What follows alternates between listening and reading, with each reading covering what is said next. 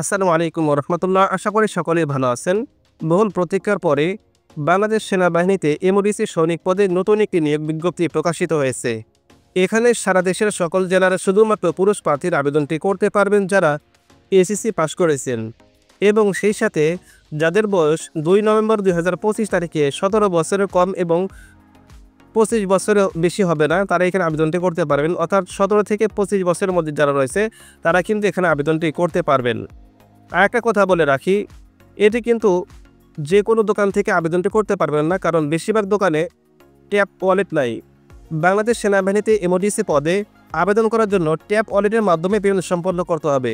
সুতরাং যেখানে আবেদন করেন না কেন, যদি তাদের কাছে ট্যাপ ওয়ালেট না থাকে সেক্ষেত্রে আপনার আবেদন সম্পন্ন হবে না। আমাদের কাছে ট্যাপ ওয়ালেট রয়েছে, সুতরাং আপনার আবেদন আমরা করে দিতে পারবো। যারা এমওডিসিতে আবেদন করার জন্য ইচ্ছুক তারা আমার হোয়াটসঅ্যাপ নাম্বারে মেসেজ করতে পারেন।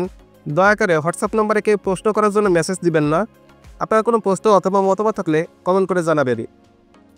দয়া করে হোয়াটসঅ্যাপ নাম্বারে কোনো প্রশ্ন করার জন্য মেসেজ দিবেন না, কেননা সেখানে প্রতিনিয়ত মেসেজ আসতে থাকে। সেই কারণে এমনি একটা মেসেজের রিপ্লাই দেওয়া সম্ভব হয় না। শুধুমাত্র যারা আবেদন করতে ইচ্ছুক তারাই আমার হোয়াটসঅ্যাপ নাম্বারে মেসেজ করতে পারেন। আর হোয়াটসঅ্যাপ নাম্বারে মেসেজ করার পূর্বে অবশ্যই ভিডিওটি শেষ পর্যন্ত দেখবেন। আপনার কাছে যদি মনে হয় আপনি এখানে আবেদন করার জন্য যোগ্য প্রার্থী, তবেই আমাকে হোয়াটসঅ্যাপ নাম্বারে মেসেজ করুন। আর যারা আমার মাধ্যমে এমওডিসি সৈনিক পদে আবেদন করবেন তাদের অবশ্যই এমওডিসি সৈনিক পদের যে সাজেশন রয়েছে সেটি কিন্তু একদম ফ্রিতে দেওয়া হবে। যারা আবেদন করতে ইচ্ছুক তারা শুধু আমার হোয়াটসঅ্যাপ নাম্বারে এমওডিসি শব্দ লিখে মেসেজ করলে আমি বুঝতে পারবো আপনি এমওডিসি সৈনিক পদে আবেদন করার জন্য আগ্রহী। তো চলুন ভিডিওটি শুরু করি। ভিডিওটি শুরু করার আগে ছোট একটি রিকোয়েস্ট থাকবে, যারা আমার চ্যানেলে নতুন দর্শক চ্যানেলটি সাবস্ক্রাইব করে পাশে থাকা বেল আইকনটি বাজিয়ে দিবেন, যাতে পরবর্তীতে ভিডিও আপলোড হলে নোটিফিকেশনের মাধ্যমে সাথে সাথে জানতে পারেন। তো চলুন ভিডিওটি শুরু করি। এমওডিসিতে অর্থের বিনিময়ে ভর্তির কোনো সুযোগ নাই, অর্থাৎ চাকরি পাওয়ার কোনো সুযোগ নাই। আর্থিক লেনদেনের মাধ্যমে অথবা প্রতারণার আশ্রয় নিয়ে এমওডিসিতে ভর্তি হলে চাকরির যে কোনো পর্যায়ে বহিষ্কার করা হবে। তো এখানে আবেদনটি শুরু হবে 14 আগস্ট 2025 তারিখ থেকে 10 সেপ্টেম্বর 2025 তারিখ পর্যন্ত।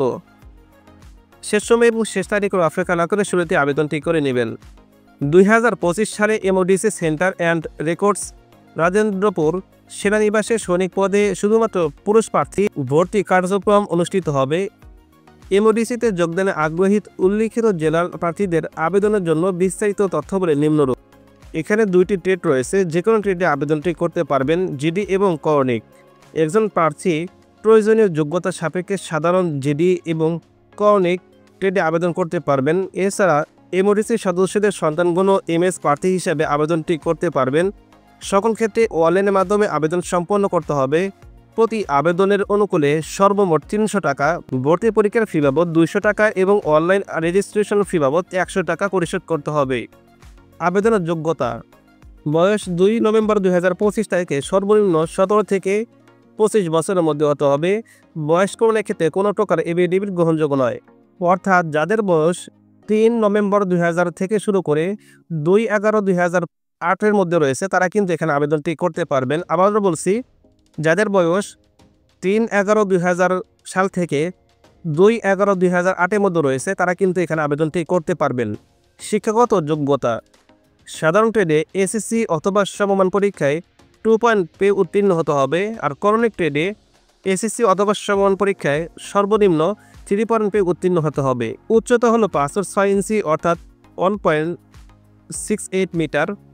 আর বিভিন্ন ক্ষুদ্র নিগোষ্ঠী ও সম্প্রদায় ব্যতীত বিভিন্ন ক্ষুদ্র নিগোষ্ঠী ও সম্প্রদায়ের জন্য 5 ফুট 4 ইঞ্চি, ওজন প্রায় 50 কেজি, বুকের মাপ 30-32 মতো থাকতে হবে, দৃষ্টিশক্তি 6/6 হতে হবে এবং স্বাভাবিক দৃষ্টি সম্পন্ন।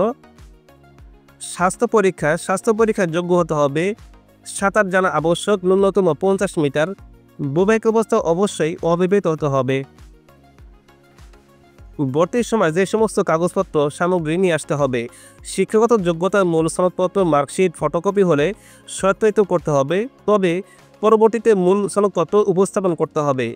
সংশ্লিষ্ট শিক্ষা প্রতিষ্ঠানের প্রদান কর্তৃক দেওয়া স্থায়ী ঠিকানা ও জন্ম তারিখ সম্বলিত মূল প্রশংসাপত্র এবং এসএসসি পরীক্ষার প্রবেশপত্র অভিভাবকের সম্মতিসূচক সনদপত্র যা সংশ্লিষ্ট চেয়ারম্যান কর্তৃক সত্যায়িত করতে হবে।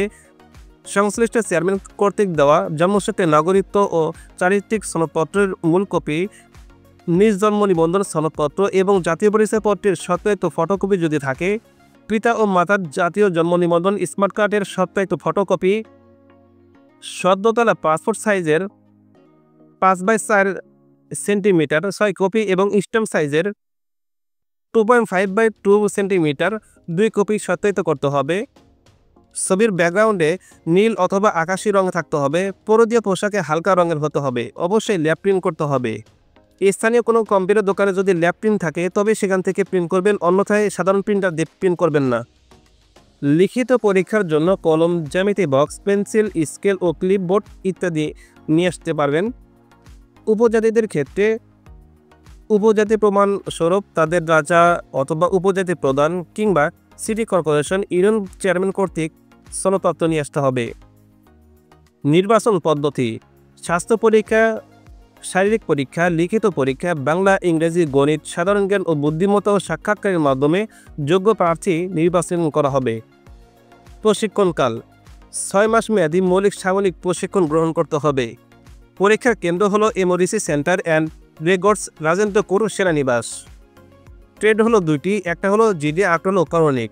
যেই সমস্ত প্রার্থীরা এখানে আবেদনটি করতে পারবেন না, সরকারি চাকরি হতে বরখাস্তকৃত, ফৌজদারি মামলায় দণ্ডপ্রাপ্ত, সামরিক প্রশিক্ষণ প্রতিষ্ঠান হতে প্রত্যাহারকৃত অথবা বরখাস্তকৃত। এমওডিসি সৈনিক বা সেনা হিসাবে ভর্তি পরবর্তী সুযোগ সুবিধা: বেতন ভাতা: প্রশিক্ষণকালীন মাসিক বেতন 8,800 টাকা এবং প্রশিক্ষণ শেষে যৌথ বাহিনী নির্দেশনাবলী জেএসআই অনুযায়ী বেতন ও ভাতা প্রাপ্ত হবেন। সৈনিক হতে মাস্টার ওয়ারেন্ট অফিসার পর্যন্ত যোগ্যতা অনুযায়ী পদোন্নতির সুযোগ রয়েছে। নিরাপদ ও মনোরম পরিবেশে মানসম্মত সুসজ্জিত বাসস্থানের সুযোগ রয়েছে। ভর্তুকি মূল্যে রেশন প্রাপ্তির সুযোগ এবং সামরিক হাসপাতালের নিজ স্ত্রী ও সন্তানদের উন্নত চিকিৎসার সুবিধা রয়েছে।